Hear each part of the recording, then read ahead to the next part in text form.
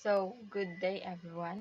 My name is Ferdinand Linganay, and today I will be reporting Myra Sternlevin, the conservational model.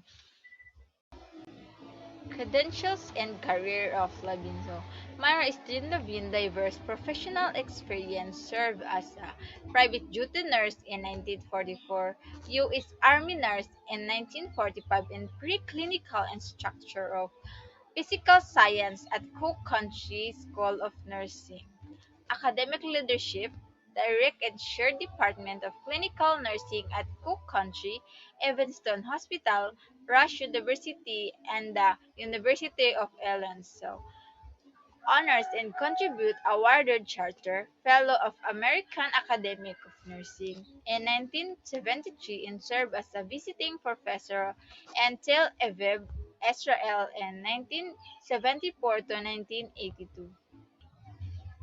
Si Myra Sternlevin daw ay isang American nursing theorist na gumawa ng conversational model.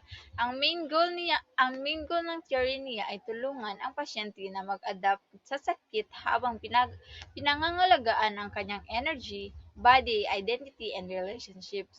Naniniwala siya na ang nurse ay hindi lang dapat magfo-focus sa disease kundi sa buong tao or holistic care. For example, kapag ang pasyente ay bagong opera, hindi lang gamot ang ibibigay sa kanya, sisiguraduhin din ng nurse na nakakakain ito ng maayos, nakakapagpahinga at may emotional support para mas mabilis ang recovery. Theoretical foundation, major influence and empirical validation. Major influence, Levin synthesized a holistic model of nursing by drawing deeply from diverse scientific and biological perspectives. Beland in 1971, Theory of Specification and Multiple Factors of Disease. Goldstein, Hall, and Sherrington, Concepts of Organismic and Neurological Response. Nightingale and Georgia, Conditional Nursing from Framework Regarding Environmental Harmony. Ibig sabihin ng major influence ay pinagsama-sama ni Levin ang iba't ibang scientific at nursing ideas para mabuo ang kanyang conservational model. Empirical validation.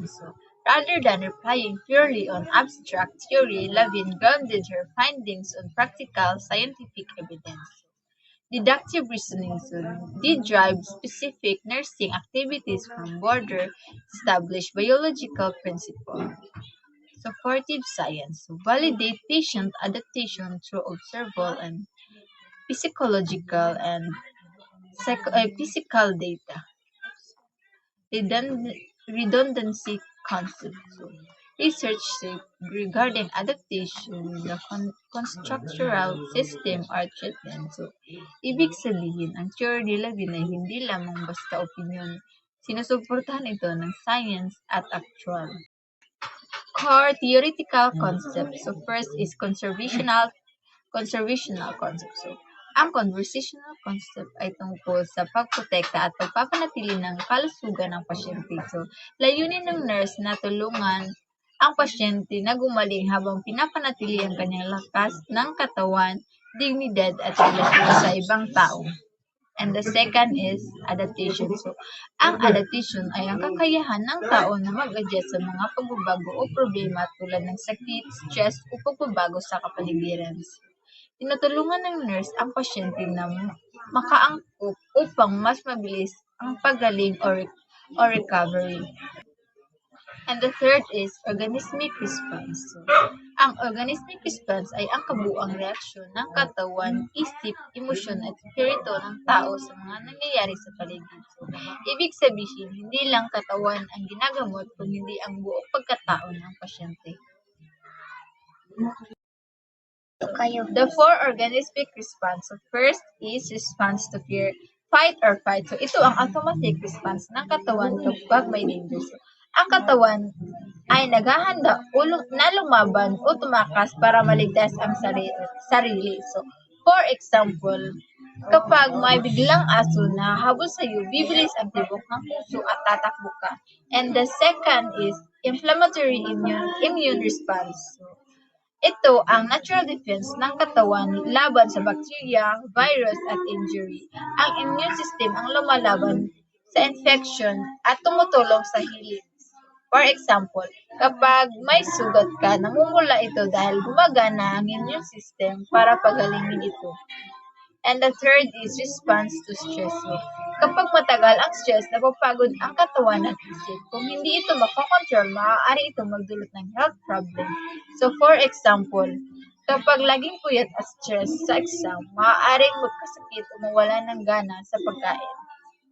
And the fourth is sensory response. So, ginagamit natin ang five senses. So, paningin, pandinig, at pangamoy, panlasa, at paghipo. So, para maintindihan ang paligid at manatiling ligtas. So, for example, kapag naaamoy mo ang usok, agad kang lalayo dahil alam mong may panganib. My name is Sitihana Casamero and this is a continuing Divine's topic. Major assumptions, nursing and person. Assumptions of nursing. Divine believes nursing is more than giving medicine.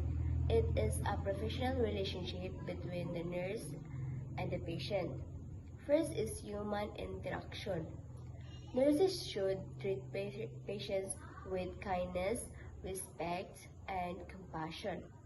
Example, a nurse listens to a patient's concern while providing proper treatment. Second is continuous monitoring. Nurses constantly observe the patient's condition. They check vital signs, symptoms, and patient's environment to prevent complications. Example, a nurse regularly checks a post-operative patient's blood pressures and temperature. Third is professional judgment. Nurses use critical thinking to decide the best nursing interventions. Every patient receives care based on their individual needs. Example, a nurse notices signs of dehydration and immediately increase fluid management after informing the physician. Assumptions of the person. Divine views the patient as a whole person, not just as someone with a disease. Holistic wholeness, a person has a physical needs, emotional needs, mental needs, social needs, and spiritual needs. All these parts are connected. Example, a cancer patient may need medicine, emotional support, family encouragement, and spiritual care. System of systems. The body is made up of many systems: heart, lungs, brain, kidneys, and etc. Work together. When the system is affected, the other may also be affected. Desire of independence. People naturally want to care for themselves and become independent. Example, after surgery, nurses encourage patients to walk and eat by themselves as they recover. Assumptions, health and environment. Assumptions of health. Divine says, health is more than the absence of disease, wholeness and integrity. Health means the body, mind, and spirit are working together properly. Example, a person with diabetes can still be healthy if the disease is well controlled. Ethos aligned. Health is influenced by personal beliefs, cultures, values, and lifestyle. Example, some patients choose certain treatments based on their religion. Organic evolution. Health change through life. People continuously adapt as they grow older or recover from illness. Example, an elderly person may require different care than a young adult. Assumptions of environment. Internal environment. Everything happens inside the body like blood circulation, hormones, digestions, and body temperature. External environment. everything outside the body. Example, family, hospital, culture, weather, germs, noise, and social support. Intervention categorization. This explains the two kinds of nursing interventions. Therapeutic interventions. Goal, promote healing and recovery. The nurse help restore the patient's health so they can become independent again. Example, giving medications, wound care, physical therapy, and encouraging exercise. Supportive interventions. Goal, maintain comfort and dignity when complete recovery is not possible. These are commonly used for patients with a chronic terminal illness.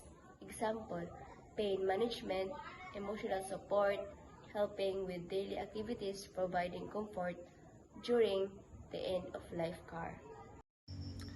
Good day, I am Ejimar Banoy. I will discuss Martha E. Rogers and her theory, The Science of Unitary Human Beings, or SUHB. According to Martha E. Rogers, ang person o ang environment kay dapat dili is separate because they are always connected.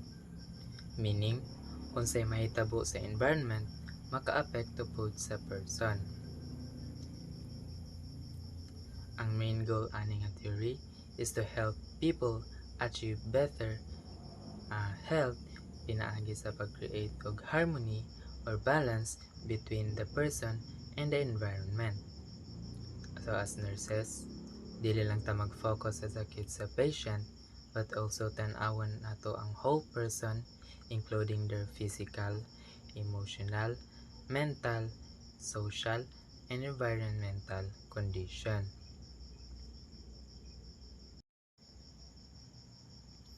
Now, let's move on to the credential and career of Martha E. Rogers. Martha E. Rogers was an American nursing theorist who lived from 1914 to 1994.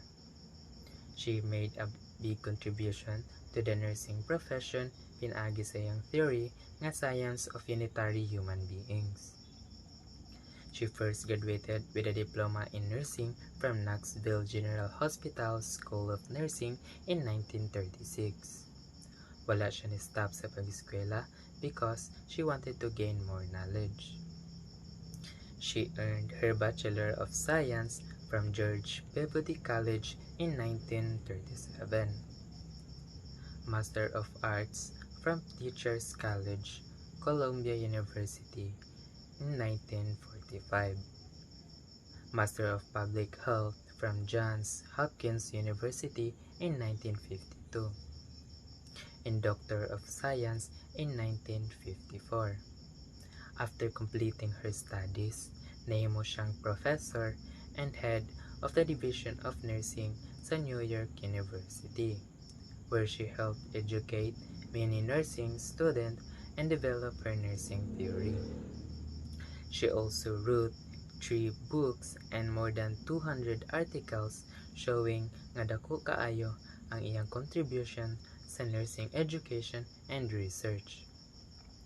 Because of her outstanding work, she was inducted into the American Nurses Association Hall of Fame in 1996 as recognition for her significant contribution to nursing even after her death.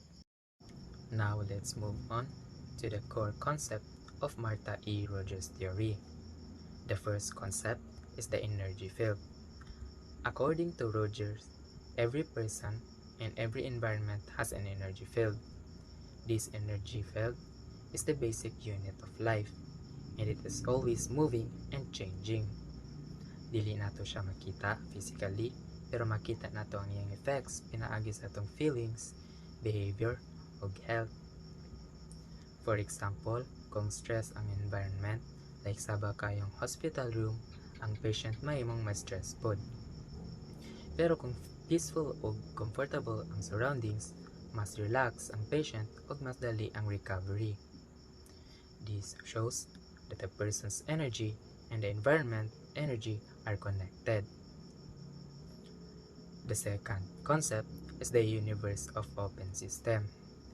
This means that person and environment are open system.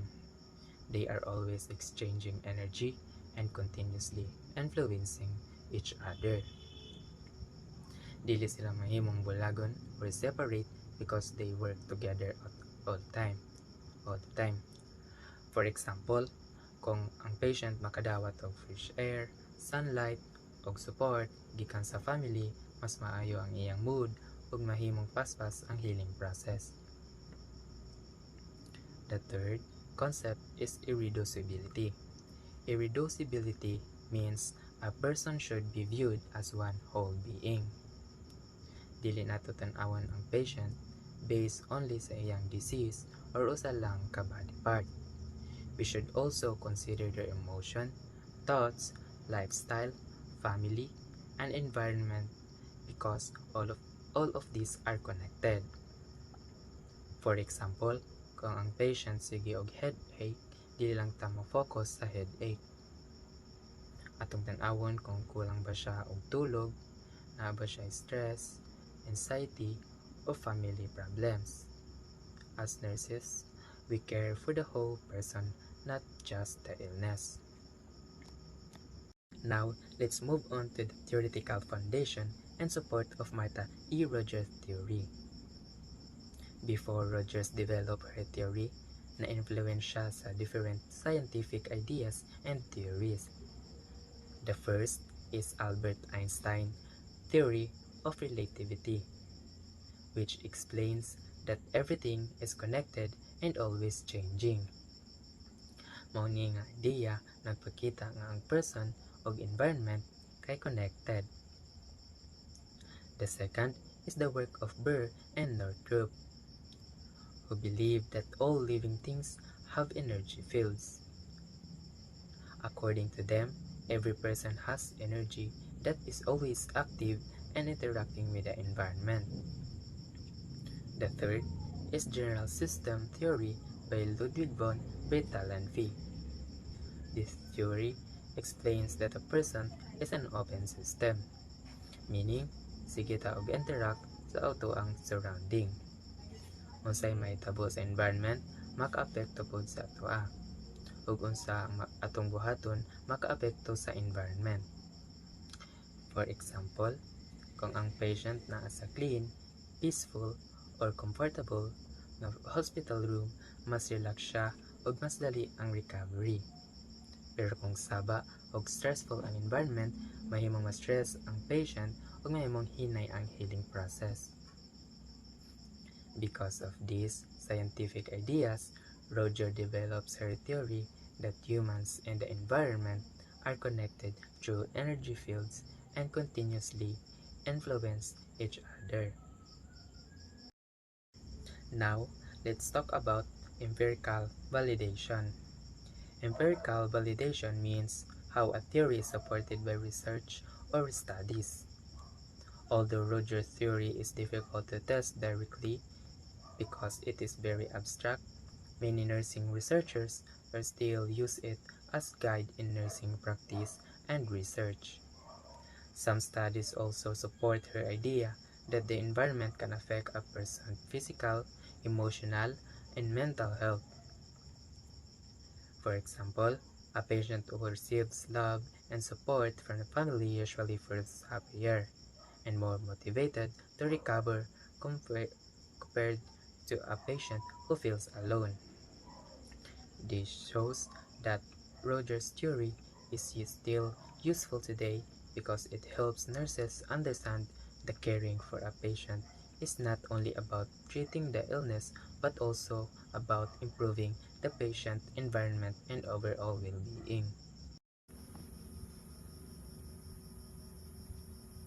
The next core concept is pattern.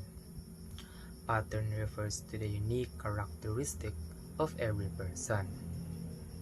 It includes their thoughts, feelings, behaviors, experiences, and lifestyle. According to Rogers, every person has a different pattern, so no two people are exactly the same. For example, two patients have the same illness but they may recover differently. One patient may stay positive and follow the treatment, while the other may feel stressed or lose hope. This shows that each person has their own unique pattern. The second concept is pandimensionality. Pandimensionality means there is more to a person than what we can see or measure. Di lang physical body ang importante, but also their emotion, thoughts, beliefs, spirituality, and life experiences. For example, ang patient nga adunay strong faith, hope, ug positive mindset, mahimong mas motivated nga mo recover. Even though dili nato siya masukod pinagi sa medical equipment, it can still affect the patient's healing. The last concept is rhythmical change. Rhythmical change means life is always changing. People continuously grow, learn, and adapt to different situations. As humans, dili gyud ta magpabilin sa same condition forever because change is normal part of life. For example, after surgery, ang patient dili dayon mahimong okay. Hinay-hinay siyang mo improve every day through proper treatment, healthy habits, and nursing care. This shows that health is continuously a process of change. These three concepts, pattern, pandimensionality, and rhythmical change, help nurses understand that every patient is unique, and nursing care should always consider the whole person, not just the disease. Now, let's move on to the major assumption of Martha E. Rogers' theory.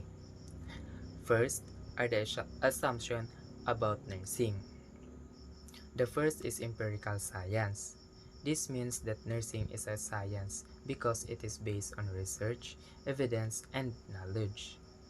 As nurses, we use scientific information to provide safe and effective care to our patients. The second is symphonic interaction. This means that nurse, the patient, and the environment work together in harmony. Dili lang ta matawag og medicine, but we also create a caring and healing environment for the patient. The third is goal of care. The main goal of nursing is to help the patient achieve the highest level of health and well-being. Nurses care for the whole person, not just the illness. For example, if a patient has diabetes, the nurses does not only give medication. The nurse also teaches healthy eating, encourage exercise, provide emotional support, and educates the patient about proper self-care. This helps improve the patient's overall health. Assumption of the person.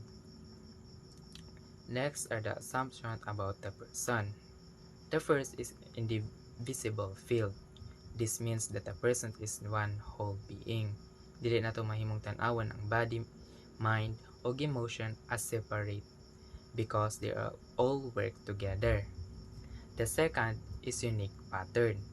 This means that every person is unique. Lahi-lahi ta og personality, experiences, beliefs, and way of responding to situation. The third is integral system. This means that the person and the environment are always connected and continuously influence each other. For example, if a patient has a supportive family, they may feel happier, less stressed, and more motivated to recover. But if the patient feel alone or is in a stressful environment, recovery may become more difficult. This shows that the person and the environment are always connected.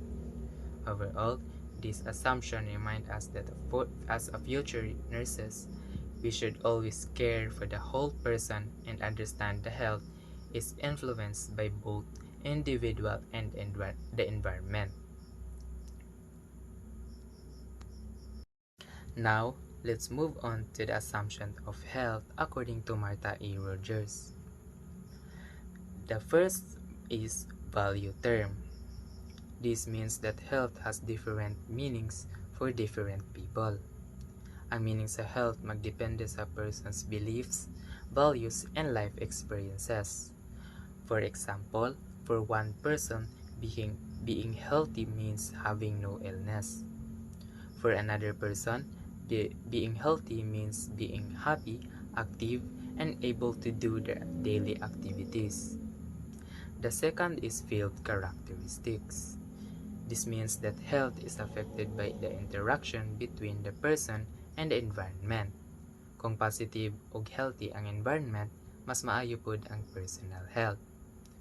For example, if a patient gets enough sleep, eats healthy food, and lives in a peaceful environment, they are more likely to stay healthy. The third is continuous process. This means that health is always changing.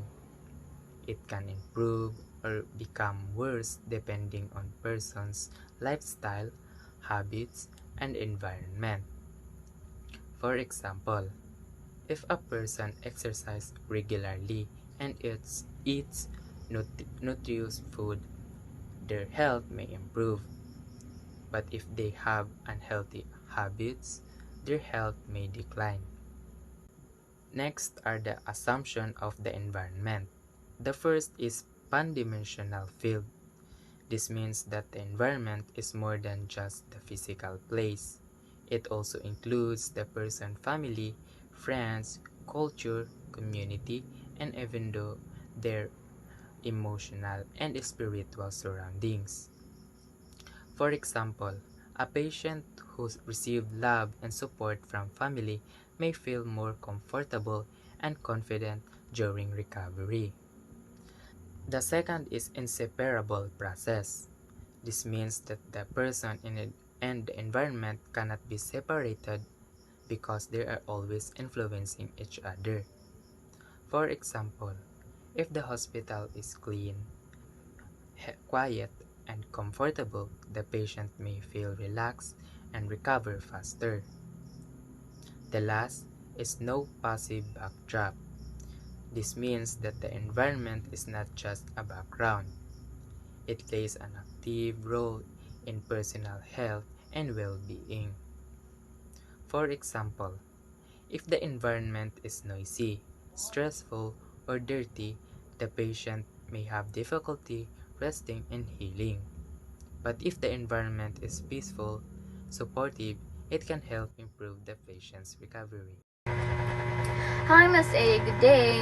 So now, let me introduce myself first before I'm going to discuss my topic. I'm Janessa Sisumbadan and today I'm going to discuss half of the report with Martha Urgers and Orim. If you're asking me, ngano half lang man akong i-report sa ila because half of it will be discussed by my groupmates. So now, I will start with the principles of homodynamics by Martha Urgers.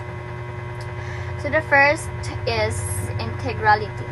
The continuous, mutual, and inseparable process of human and environmental fields reflect the ultimate oneness and dynamic interaction of the universe. So, according to Rogers nga dili daw pwede ibulag ang tao sa iyahang palibot kay ang mga tao dili lang ingon nga nagpuyo sa palibot because they are one with it. And the second is healthy.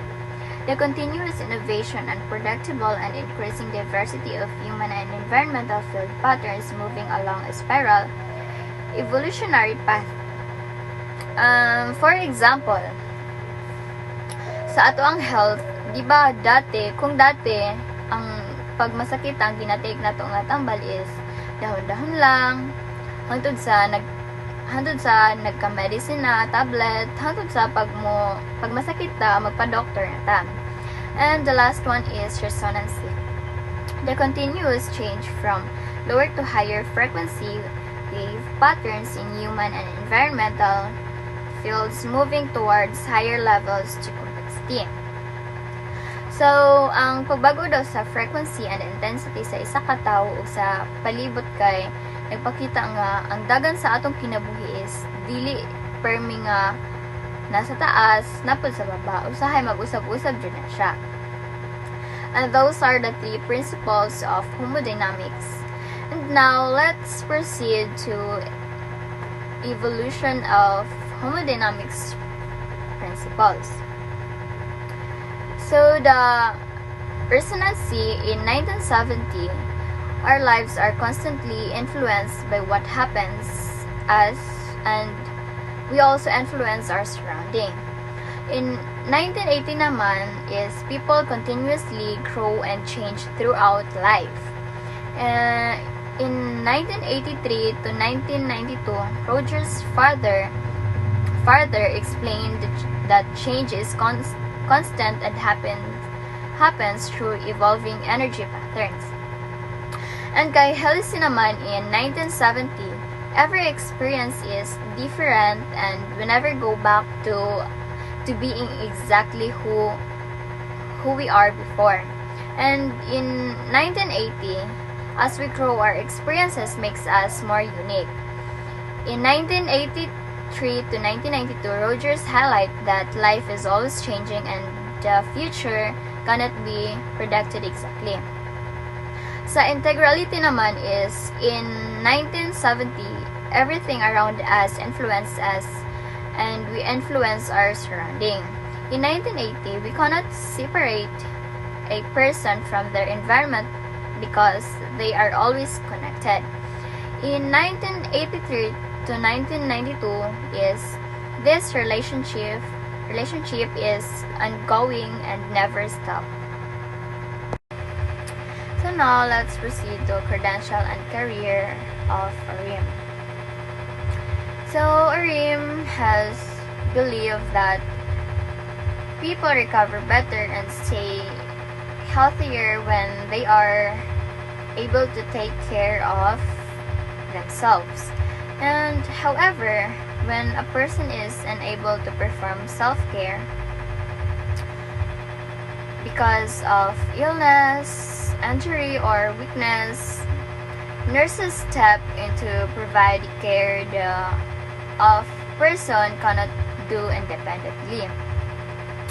Like, for example, a patient who just had surgery may be able to eat or walk on their own.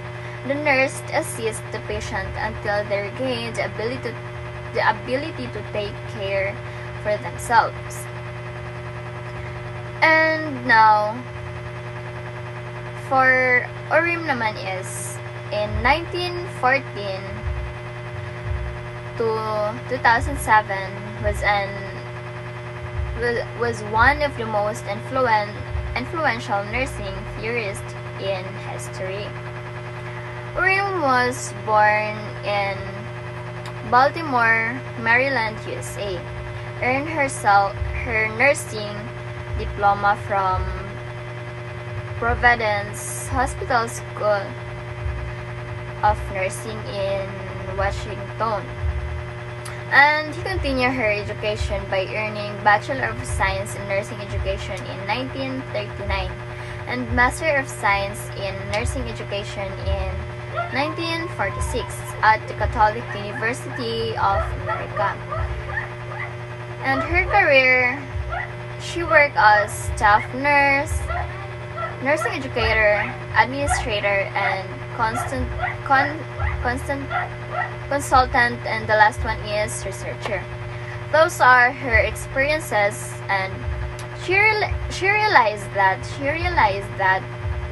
many patients recover faster when they actively participate in their own care. And the second is the theoretical sources and philosophy. What does moderate realism mean?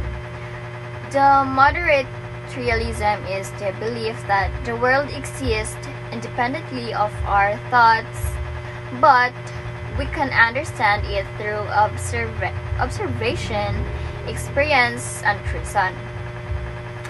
ORIM believes that nursing should be based on specific knowledge, careful observation, and practical experiences. This means nurses should make decisions based on fact and evidence instead of assumptions.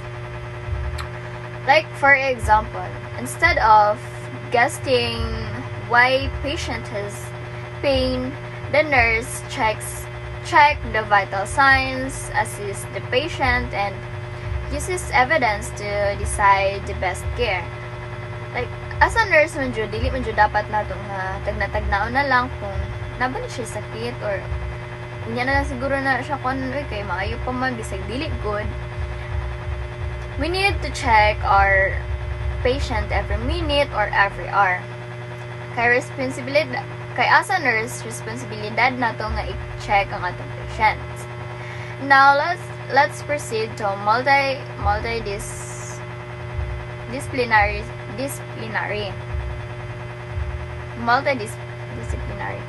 The influence on Urim did not really only on nursing knowledge. She also used ideas from other fields. Like first is behavioral science. She learned from psychology that people's thoughts, feelings, and behavior influence how well they care from themselves. The second is social system. She believed that family, friends, and the community influence a person's health. Like for example, a patient with supportive family members usually has an easier recovery than someone who has no support. And the third one is the human agency. Human agency means people have the ability to make choices and take responsibility for their own health. And Orion believed that nurses should encourage patients to become independent rather than doing everything for them. The first is nursing practice sciences. This focuses on how nurses provide care to patients in a real-life situation.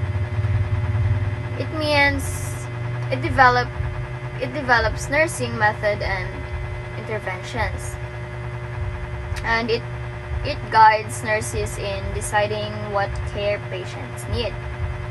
And now, I have an example for that. Example. A patient recovering from a stroke may need help bathing or dressing and eating. The nurse decides which nursing system is appropriate based on the patient's abilities. The second is foundational sciences. These are the theories that explain why nursing care is needed. Like for example, if a patient cannot feed themselves because of illness, the nurse identifies a self-care and provides the appropriate levels of assistance. And the last one is applied and basic sciences. These are other sciences that support nursing knowledge, like for example, when caring for a patient with asthma and the nurse uses is a biology to understand the lungs. The second is medicine to administer inhalers, and psychology to reduce the patient anxiety, and the last one is environmental science to teach the patient to avoid smoke. And that's all from my part, Miss. Thank you. Good day everyone, I am Shinaka Sibagay and I will be discussing the four constituent theories under the Rocha-Orem's self-care deficit theory. As you can see the slide, these 4 theories categorized into 2 main groups. So the first group is self-care and dependent care. This focus on the daily actions of patients and their family. Na-focus siya sa family and patients. So the first theory is self-care. Focuses on actions measure persons initiate to sustain life and healthy functioning. So when we talk about self-care, so sa self-care kay unsaon na nimo pag-atiman sa imong sarili kay para mapalayo ka sa mga sakit and always healthy. So sabotable naman gyud kaayo na sa self-care pag mag-talk ta og self-care. Dali ra man siya masabtan. So mag-give ko example ni self-care is a person choosing to eat healthy foods. Gi-choose niya nga mukaon siya healthy foods and taking their maintenance medicine daily. So gi-choose niya ang kanang kuan healthy nga foods kay if di ka mukaon og healthy nga foods, nay possible nga masakit ka. So the second theory is dependent care. Explain how caregiver manage when the patient is limited. So ang pasabot ana niya is ang pasabot niya kay pagtabang sa patient. Tabangan ni mga patient. Tasuman kay example, ang patient is kanang maglisod siya kaon cause baldado iyang mga hands. So lan kay dili nimo siya tabangan ug tan-awon lang. So need nimo hungitan ang patient kay para makaon siya og tarong. Dili lang nimo siya pasagdaan kay ang nurses, inya na na ang trabaho is mutabang ta sa mga patient.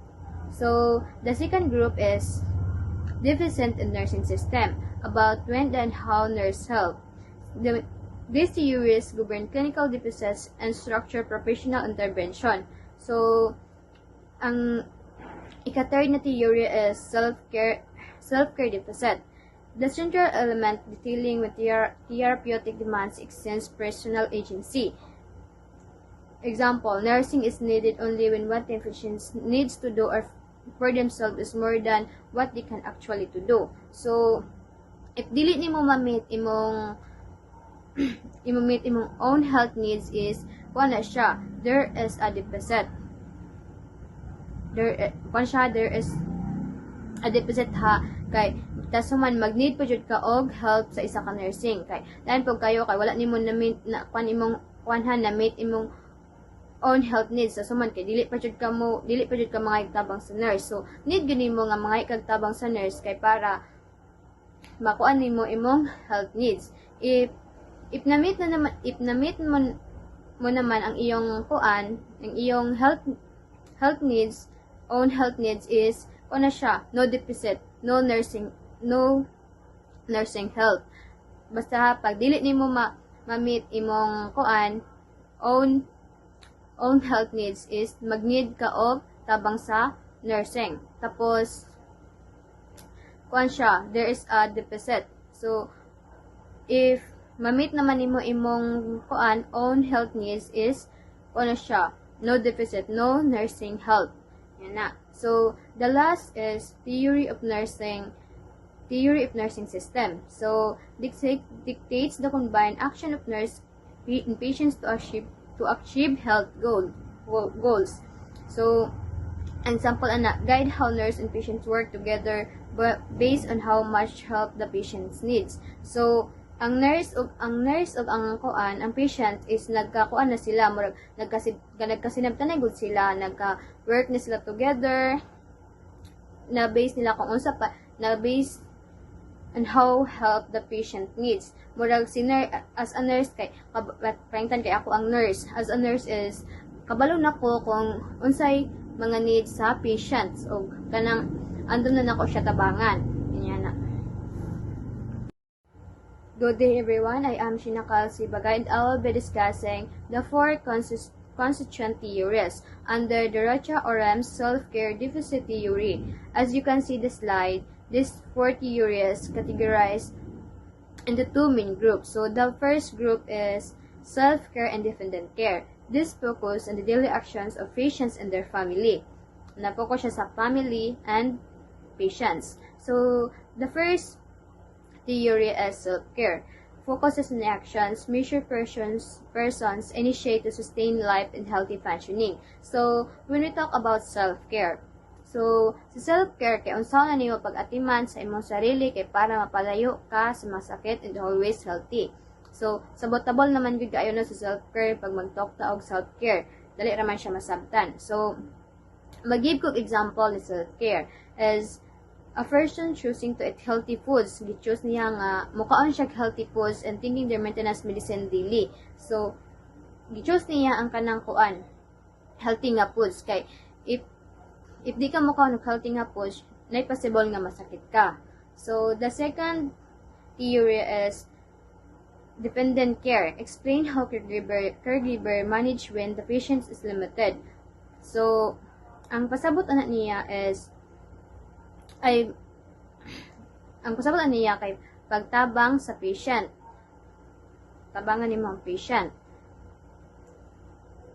Tasuman kay example, ang patient is kanang maglisod siya kaon cause baldado iyang mga hands. So, lan kay dili nimo siya tabangan ug tan-awon lang. So, need nimo hungitan ang patient kay para makaon siya og tarong. Dili lang nimo siya pasagdaan kay ang nurses inya na mo na ang trabaho is motabang ta sa mga patient.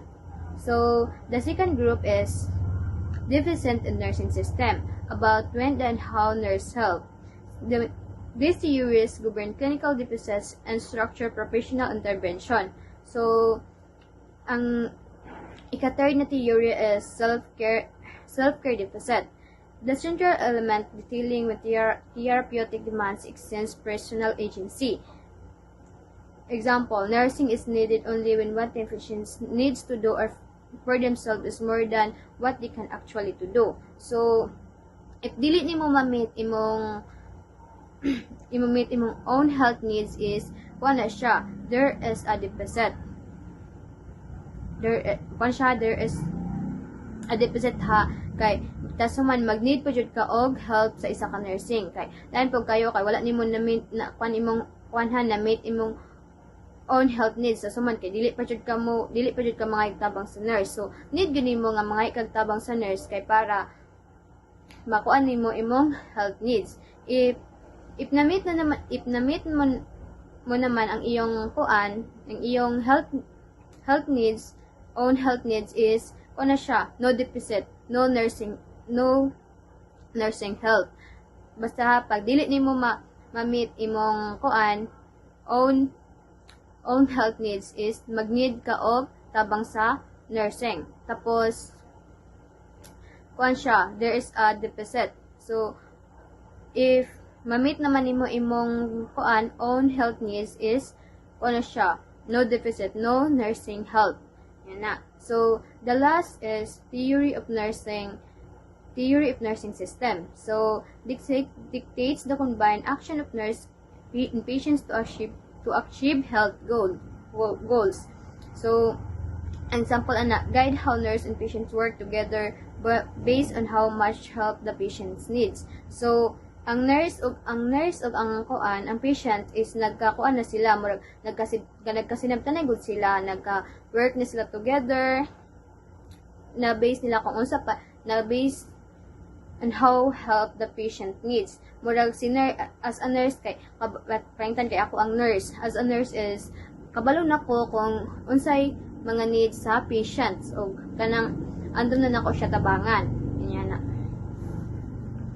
So, let's proceed the core concept of Orient's self-care deficit nursing theory, SCDNT.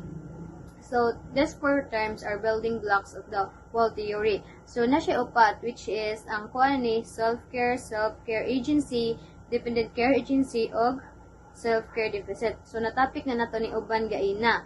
So, ako lang, di na lang siya basahon, mag-give na lang akong example largo. Kaya para, di ito madugay. So, self-care, kaya nag-istorya naman talaga ina, self-care, sabotable na dyan kayo na siya kung unsaya pag-atiman imong sarili. Example, mag-drink og water, mag-hand washing everyday, kasuman kay mag-brush ka og teeth. Kay, lisod pod, kung dili ni mo atimanan imong sarili. Kay what if mukaon ka og kanang mga kay pa mga kuan mga mantika niya na mga mag-cigarettes ka, so dako gina siya og effect sa imong sarili nga masakit ka. So need yun na to ati mo na natong sarili mas okay kung atong ginakaon is mga vegetable, mga inyana. Kay kung dili nimo atimanon imong sarili, na possible nga sa iyo as mamatay ka din anak kay magkasakit man jud ka no. So si self-care agency is kuan siya. You learn abilities, skills, actually of those self-care tasks. You aren't born with this. You learn it as you grow and change with age, sickness, or injury. So, kung na example, sa baby pa ka kay, ay ka ng mga, like, same pa na akong edad. So, wala pa kay mabating ka ng sakit sa tuhod, mga inyana, mga kanang na-feel good sa mga tigulang. So, layo din ka siya kausaban no, kay pag younger pa ka kay, wala pa kay mga feel nga mga sakit-sakit. So, pag matigulang na ka kay, daghan na jud nagmakuha ni mga sakit. So, nakay kanta na makaimong routine kay tagagabi kay magwash your body ka na magwash nyana tasuman kay pag matigulang na ka so di na jud ani mo siya ma-adapt kay tungod kay what if nasakit ka ana maglisod kag barog sakit imong tuhod so di na gyud ka makakuan wash your body every day nyana. So di ba dali ay kuan lang siya kanang sana dako ka siya kausaban. Dili gid siya kung dili siya same kung same mo gibati karon ug hantod sa matiguang ka mao ra gid imong bation di gid na siya pwede lagi mga mako sa matigulang kay nang makuan na mga sakit sila ana mausab gid siya ang mao nang kasabot sa self-care agency. Si dependent care agency is nakuan naman ako nagaina si dependent kay kanang kuan di ba ako example gaina is kanang kuan na ako example gaina kay atong nakay patient ka di ka ba lumukaon kanang sana mag-isod siya og kaon tapos lisod pug kayo no nga tan-aw lang nimo as a nurses need gid nimo siya tabangan nganas. So di na nako siya basahon na kay na naman yung sa screen tas nabasa na po na siya gaina mo na mag-give nila og example para masabtan niyo or in case nalimtan ninyo. So number 4 ang last, the self-care deficit.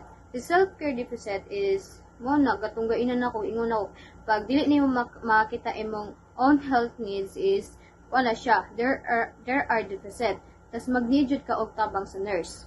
This kaan po kayo kanang tan imong ano kay naglain na imong lawas nang mag sakit na ka ba tas man kay tan kay di ka moadto sa nurse tan kay palalaon na nimo mao na imong kamatian na noon. So need gyud na nimo og tabang sa nurse if makita man nimo imong own health needs is makita nimo imong own health needs so dili na ka mag ano siya no deficit and no helping nurses na siya.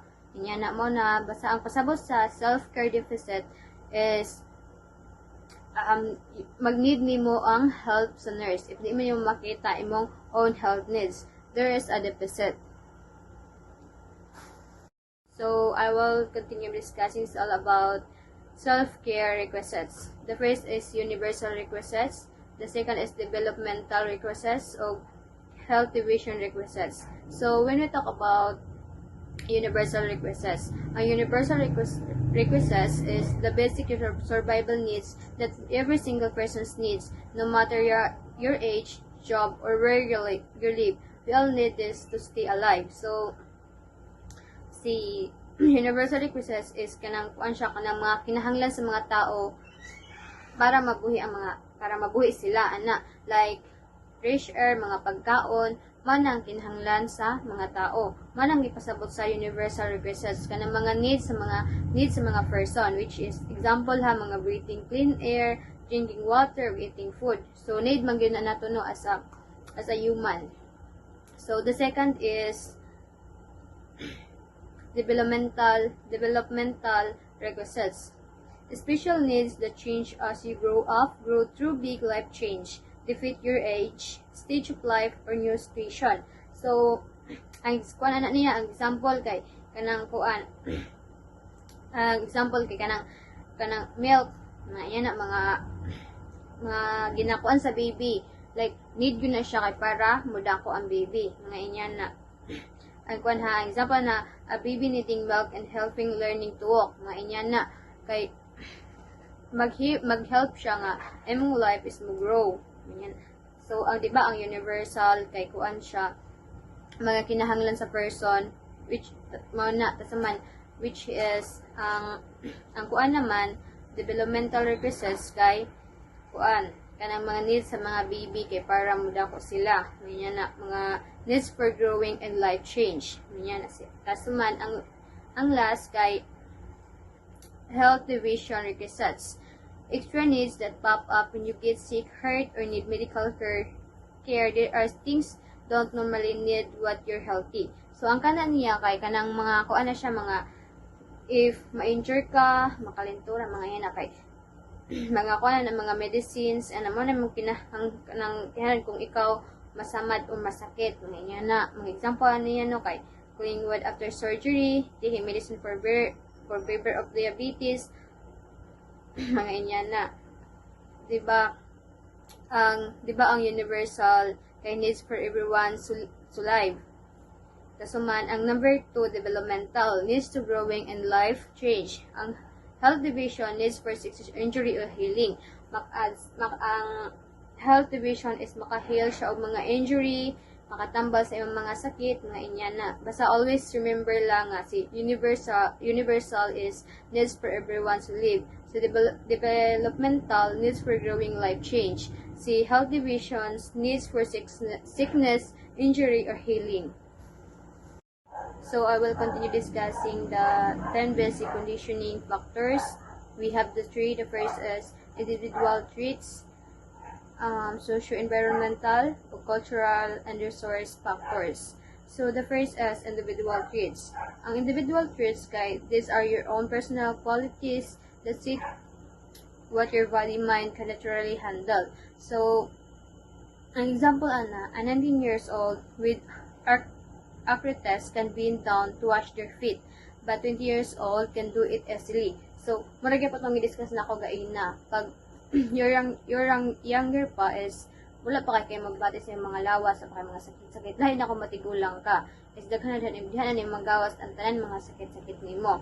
So, si individual traits is about you. Always remember nga, si individual traits is about you. About lang sa imong sarili. So, the second is socio-environmental factors. So, these are your daily habits, home, and the people around you. So, kanang kuan na siya, murag pasabot ka na sa imong palibot. Naka-focus lang siya sa imong palibot. So, always remember your life and surroundings. Yan lang. Basta, when we talk about socio-environmental factors, is your life and surroundings. Yan na. Mag-give you example. If you live alone and have no one to help you stand up, you can't do exercise that needs support. So need gid ang kaninit gid ang lawas ang mag-exercise. Yan na. So, and the last is cultural and resources factors. Your beliefs and what you have. Always remember your beliefs and what you have. Yan na. So, there's are what you believe about health plus what can you afford or access. Yan na. So, example, if you can pay for daily medicine or prefer traditional healing first, you follow care differently than someone who can afford and trust hospitals. Yan. Basta always lang remember nga ang cultural and factors, your beliefs, and what you have. So, ang kuha na kay basta maura to siya, always remember na si individual traits is about yourself. The socio-environmental factors is your life and surroundings. The cultural and research factors, your beliefs, and what you have. So, we continue the discussing. It's all about framework and major assumptions. So, framework and nursing. Naa siya duha. The deficit and nursing intervention. Gain na, balik-balik na dyan na ang deficit. Ato na siyang topic gain na. So, di na ako siya basahan kaya makita namin yun sa screen. So, si deficit is, di ba, pag wala ka kabalo sa imong own health needs, kay need nimo og deficit, need nimo og nurse nga makatabang sa imuha. So, basta mo rin pasabot sa man kay, example anak kay, you need to change your wound dressing daily. But your hands are too weak. So, you have deficit. So, di ba, gusto siya mag-change og dressing daily. but iyang kamot kanang kuan murag weak iyang kamot, so di niya kaya nga mag-change siya og siya isa, so need niya og nurse nga motabang sa iya ha, like inya na manang pasabot sa the deficit. So number 2 is nursing intervention. Og pag maingon tag nursing intervention is maghatag og example ina ko siya basahan niyo sa screen. So mag-give nila og example para dali niyo masabtan. So the nurse helps you change the dressing. Then that teaches you how to do it with tools that are easier to hold. So, diba si deficit kay kanang gusto siya mag-change. Pero dili kaya sa iyang hands kay so weak na iyang hands no. So siya need niya og help sa nursing. So si naman si intervention is magtabang ang nurse nga mag-help sa iya, but luan siya kung unsaon niya pag kanang change the dressing, helps you to change the dressing, tudluan siya, pero tabangan siya sa nurse, which is istoryahan pud siya kung unsaon niya pag change the dressing, unsaon kay para siguro I think kanang kay para pag wala ang nurse pabuhat niya siyang sarili, tag inya na di ba na sila kalahian duha si the deficit kay kanang dili gyud niya kaya, need gyud niya nurse nga mo-assist sa iya. Pero but si intervention kay need niya nurse pero makaya niya nga kanang siya ang machine sa iyang helps you change the dressing niya na. So na sila kalahian duha. So core nursing assumptions. These are basic truth or realms built her whole idea on. So na siya tulo ka buok si core nursing assumption, di ba? Si framework in nursing na lang siya duha, which is the deficit and nursing intervention. Si core nursing assumptions is na siya tulo, which is ang continuous needs, action power, o task allocation. So si continuous needs kay we never stop needing care every day. We need food, rest, safety to stay alive and well. So ang gipasabot ni continuous need kay mag-give ko example. Even healthy adults still need to eat, sleep, and take care of themselves every single day. So, si continuous needs kay kanang mga needs na to sa tong sarili. So, need man dyan na to mukaon, mo rest, need na to clean air. Mo gipasabot mga continuous needs ang continuous needs kay mga continuous needs kay murag ko sa atong sarili, mga needs sa atong sarili, murag impact pa po sa atong sarili paingon. So sabol siya. So the second is action power, caring for yourself is something you learn, not something you automatically know how to do perfectly. So mag-give ko example. No one is born knowing how to brush their teeth, to take medicine safely. Someone teach you these skills. Si action power is, di ba pag baby ka kay wala jud ko na pag madako-dako is need gud nimo nga ingon ka sa imong parents kung mag-toothbrush, nga magwash imong hands na inya na. So si action power is need pa natog murag need pa niya og kanang istoryahan gud sa siyang parents nga maunay buhaton, like dili kid directly niya nga mabuhat, need pa siya o ingon pa siya og kanang niya nga magpag-brush imong teeth dito murag anya na need pa siya ingnon. Murag caring yourself, diba, something you learn and someone teaches you to the skills. So mo na atong parents sa mo teach ato diba, si continuous needs kay mga na siya mga needs sa atong sarili. Si action power naman is murag need pa nato kanang ingnan ta nga kana mao ning buhaton kana inya na. So si task allocation is normal people to help each other. Families, communities, and nurses all I have roles to support those who can manage alone. Example, parents cared for babies, nurses care sick for parents, neighbors help each other in hard time. So, ang task allocation is kanang Penta nurses ka, is need yun yung matabang sa nasakit, yan na. Diba ang parents kay mo, man yun na matiman siya o baby, nurses can care for sick patients. Ang sabot sa task allocation is mutabang. Andam ka mutabang sa nanginahanglan, which is diba ang patients no na kay pasyente nga kanang maglisod og lakaw, so need yun na nimo siya alalayan kay para makatarong siya og lakaw lain kag sagdaanan na nimo siya dira So diba sabot shot ang tulo ka buok bag nakuha ang there are three basic truths o limbag or whole idea on. Muna ang core nursing assumption which is ang tulo. Si continuous needs, si action power, task allocation.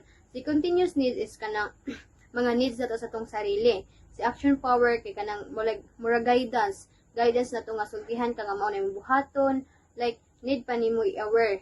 Yan na, like parents, i-aware nila ilang baby nga mao na kinahanglan pa imong nga mag-brush ka sa imong teeth mga inya na. So si task allocation is kanang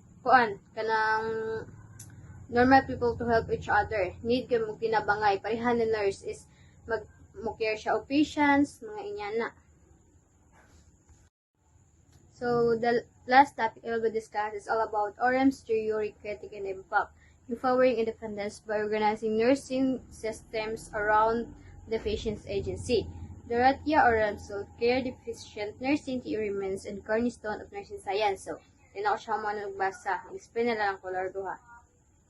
So, ORM's theory, change nursing for the better, is clear work everywhere and always puts patient independence first, helping people and themselves. So, ginatabangan niya ang pasyente aron maging independent siya. So, ginakuan pagyapon marag ginakuan niya ang sanang yung more and rich is all about self-care. Kung gusto niyo pagtabang imong sarili. So, kita magitanan is need kita kanang murag need gyud na mag-assist ato what if masakit ta murag need gyud nga na mo tabang sa ato. So dapat sad kung what if kung walay nurse yan na something dapat kabalo ka kung saon pag-handle imong sarili yan na siya. Dapat kabalo ta kung saon pagtabang atong kaugalingon. And that's all. Thank you.